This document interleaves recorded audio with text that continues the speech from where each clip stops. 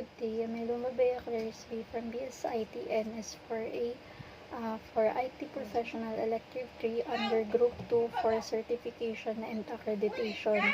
So for certification and accreditation, the system follows. Firstly, an industry-recognized standards for securing data or guidelines and practices. Number 2, managing risks. And number 3 is maintaining operational integrity under organization's process, systems, and function correctly and securely. So it safeguards against unauthorized access, errors, or failures that could compromise the effectiveness of security operations.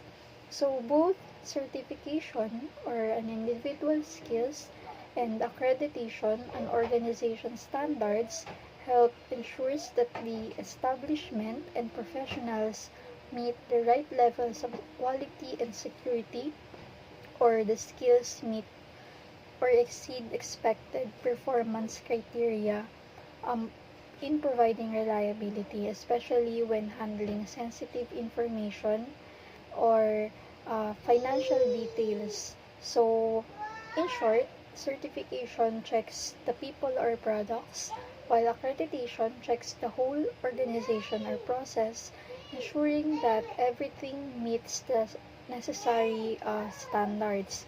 So, why is certification and accreditation work together? Certification ensures that the IT professionals have the right skills to secure and manage technology. So reliable and credible by verifying that they have undergone standardized training and passed exams that assess their knowledge and skills in specific areas. So accreditation, it ensures that the whole company or system is secure. It follows the correct rules and standards for protecting sensitive data.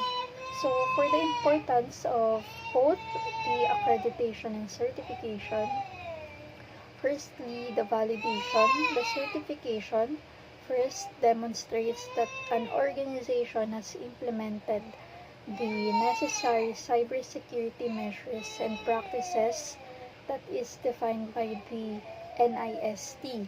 So, for the second one, the regulatory compliance, many industries and government sectors require compliance with the NIST standards, so it obtains the certification and accreditation which can help the organizations meet the regulatory requirements.